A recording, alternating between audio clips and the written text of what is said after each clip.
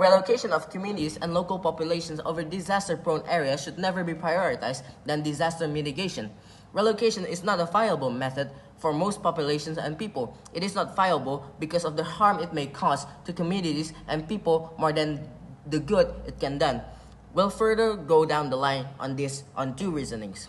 It is by other methods than relocation, that is disaster mitigation, we can build community-wide resistance and protect the locals without burdening guilt on them and expelling them from the soil of which they live and born from. Prioritizing on disaster mitigation is based on the principle that relief should be building rather than reactionary. Relief should be done incrementally for the long term rather than short-term destruction. From this point, proposition would do three things. First is will structuralize. First is to understand the current world in which we live in. And secondly, deriving from said world to construct an argument on how disaster mitigation is effectively more feasible and beneficial to prioritize than relocation. Third is we'll try to debunk and flip possible opposition motions. And fourth, to compare both realities of world where relocation is prioritized and of worlds where disaster mitigation is prioritized. On contextualization, first, we must see how areas prone to disasters 50 years ago and are not the same as areas prone to disaster now. External factors such as climate change have tenfold disaster to communities where disasters are not used to be that frequent. Relocation will create unending expulsion from these communities and would just create stigma and guilt on these communities by saying that, why don't they just move out? Because the status quo itself is changing at a very rapid rate, and mere prioritization of relocation effectively and objectively more harmful to people compared to when they become more prepared, strong, resilient to disasters by methods of disaster mitigation. Because relocation on this ever-changing climate and environmental damage could mean relocation every 5 to 10 years, compared to more long-lasting mitigation such as earthquake-resistant houses, flood walls, or the most resistant one, overall awareness to communities to know what to do in the disaster, which could last generations, and is more beneficial than when you just force them out to another place to when that said place is to be hit with another disaster, and that said community will still lack resilience and awareness necessary to survive disaster, and the community will still have to relocate somewhere else that is deemed safe for a temporary time without real assurance. This process of relocation will be done again and again and again. Relocation is also one of the many factors for climate refugees, such that is people that they expel from their home doesn't necessarily get adequate humanitarian aid and help to them. Governments may force people out, but there is no assurance that they will get help in their refugee state. This is very harmful from the opposition side of the house, and for that, we're so proud to propose. Secondly, we need to also consider on what we mean by disaster-prone zone.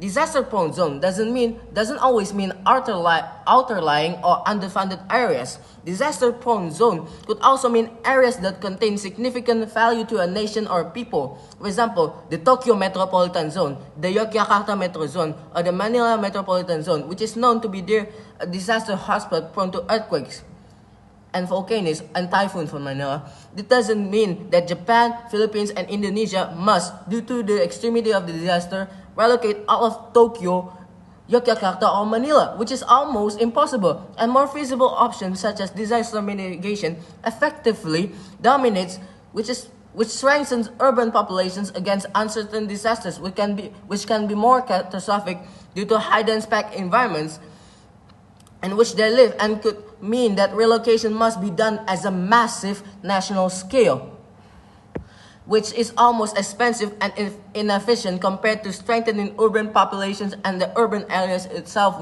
from within. Rurally, this also means that nations could not easily force indigenous people and local to relocate, as they can be infringing on principles on contexts in which the land itself is important to the people, from the base that it is their ancestral land. Prioritizing disaster mitigation effectively benefits everyone on rural or even urban sites, as urban is to benefit on a large scale without expensive relocation, as rural to not infringe on reputation-heavy actions of government, such as relocation of indigenous people and local from their ancestral land, and to raise awareness on rural populations could trickle down into more beneficial awareness such as health, economic, or political awareness on rural populations, which means that disaster mitigation could be more effectively building than prioritizing relocation on urban communities. Thirdly, we'll try to debunk possible opposition claim to this. A opposition leader may claim that disaster on modern scale have such extremity that relocation is always needed, which is false, and disaster mitigation also is evolving and more innovation into it effectively outweighs further claim on the need of relocation.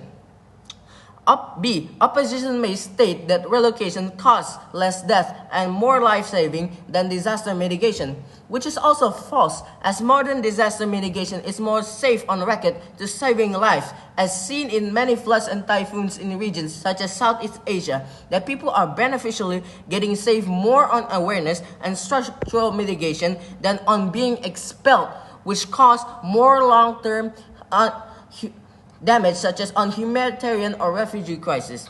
C.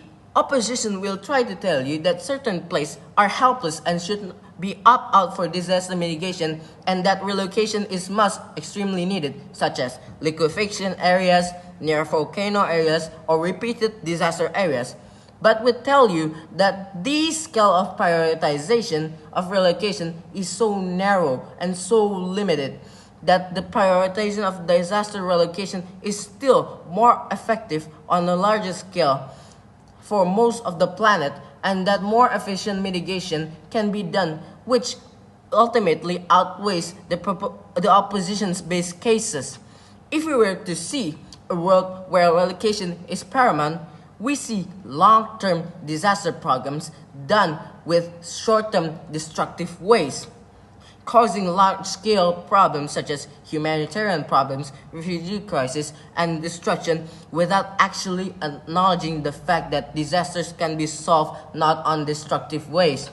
If we see to a world where mitigation is paramount, we see a world where long-term problems are acquitted for their long-term effects and are worked through with means of building and helping communities, people, and nations to methods of disaster mitigation, which have been proven in this debate to be effective, safe, and reliable, and for this motion, so proud to propose. Thank you very much.